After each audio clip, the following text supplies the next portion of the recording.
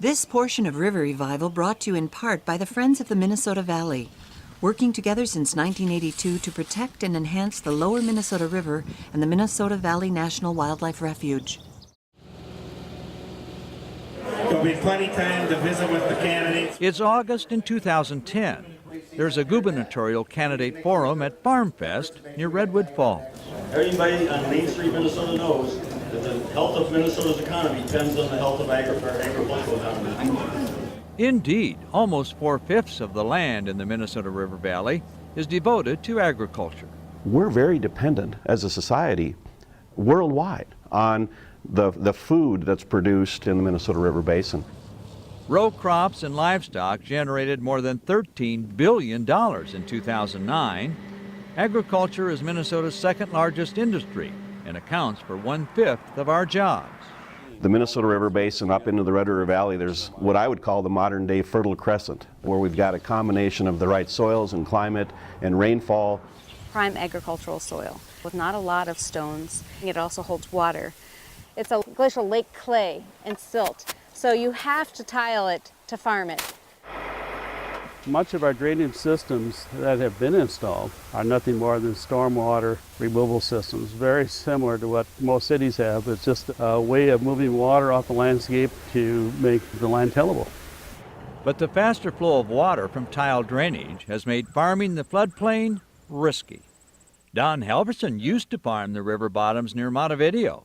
He experienced firsthand what happens when tiling increases on land upstream. In '52, Benson area, a lot of the farms were half sloughs. That's when they started building ditches and draining all that, and then all that water comes down, and that's why it floods every year. It got so that it didn't pay to put in a crop anymore. This year was all farmland. So Don Halverson decided to quit farming the floodplain and put his land in a conservation program. Make it a wetlands. This way, when the floods, the flood water settles in here and saves it from going into the river or down to the Mississippi. And now see what it looks like. It's a sanctuary for birds and raising fish, deer, or turkeys, or pheasants, or ducks, or if you can hunt it all, you should be able to get something. But it's worth a lot to me for the river, for my grandchildren and my neighbors. In the years since he quit farming the floodplain, Halverson and his neighbors have continued working to improve water quality in the river.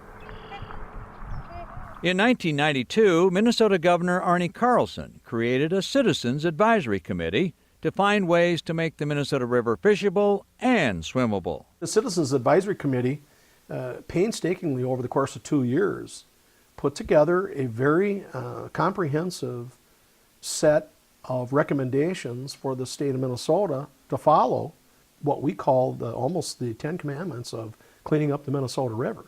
First of them was the river needed to have its natural floodplain restored because there was really no reason to be farming in that floodplain. This is floodland, it's not cropland.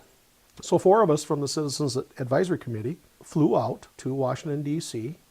And the availability of the federal dollars to focus on a watershed and try to make a major impact in improving water quality and habitat in that watershed was available through this Conservation Reserve Enhancement Program. About a month later, the federal government put about $167 million up on the table as a little incentive for the state of Minnesota to get this cropped floodland out of production. But the state needed about $80 million in matching funds to get the federal money. Governor Carlson and his staff put this at the top of their agenda. And we marched a lot of farmers up to the Capitol saying, we want this. They don't want to be in the floodplain farming. Minnesota Farmers Union, the Farm Bureau, corn growers, soybean growers, pork producers, all of these groups in the end were supportive. The rare sort of once in a lifetime. We're talking about 100,000 acres of floodland along the Minnesota River and its tributaries, which was taken out of production in the course of less than 2 years. I think it was both citizens coming together with government, and it formed a partnership that I think will have a lasting impact on Minnesota. 5 to 10 years after that CREP program was in place, you could visibly see the difference in the Minnesota River. huge. Many of the fish species that are sensitive to those high rates of sediment have returned. A lot of it had to do with CREP. CREP was huge. Your committee was the first to break the hostility, if you will, between urban and non-urban on the environmental issues. And I think through your committee, which was representative of the totality of the state, and the coming together of the various agencies, I think it started to build bridges. And I think those bridges are frankly permanent. And a great ending to a super project now that is being replicated across the United States. We did a nice job on that one. We got a lot of work to do yet. Like everyone else, farmers want clean water too, and they're showing us new ways to grow food without making the water dirty. This is the pond my dad put in 1973. This was a big ravine. We made an earthen dike, and it catches all the silt and everything before it hits the river. In picking sites, that's definitely something to look at. And he carries on the conservation ethic he learned from his father. And I was at a meeting Leonard Binstock put on about ways that tile lines were going to be changing. Today is the first day for building a wood chip bioreactor at the edge of Carl's Fields. With cost share funds, county, state, and federal agencies are working with Carl to make the water cleaner coming from his drain tile. It's a relatively simple concept. It's capturing water from tile lines long enough so that it breaks down nutrients before it gets discharged to the stream. You have to maintain our ground so that is beneficial to everybody. The Minnesota comes south. Audrey Arner surveys her farm on the blufflands of the valley near Lac qui Parle. She and her husband, Richard Handine, quit farming corn and soybeans way back in the 1970s.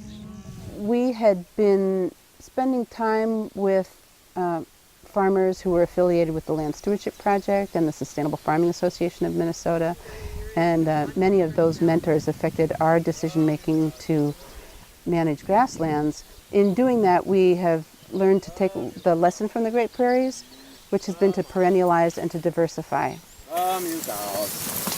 They think of their farm as a water catchment zone, and they built a dam to hold the stormwater and make a pond. Since we have perennialized the landscape, the springs run year-round. There's just less volume of water in the stream, even after a high rainfall event, because we're holding more of it. We don't apply phosphorus. We keep our animals some distance from the waterways so that much of the nutrient that comes from them is absorbed in the paddocks. So that's pretty darn clear water by the time it hits the culvert.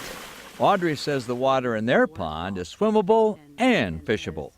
Most farmers love the land, and they may not all understand ecosystem processes in the same way, but I think it's really important to listen to one another with an open heart, to foster biological diversity, to cycle nutrients in a way that doesn't contaminate the river, and to effectively conserve our precious water resources.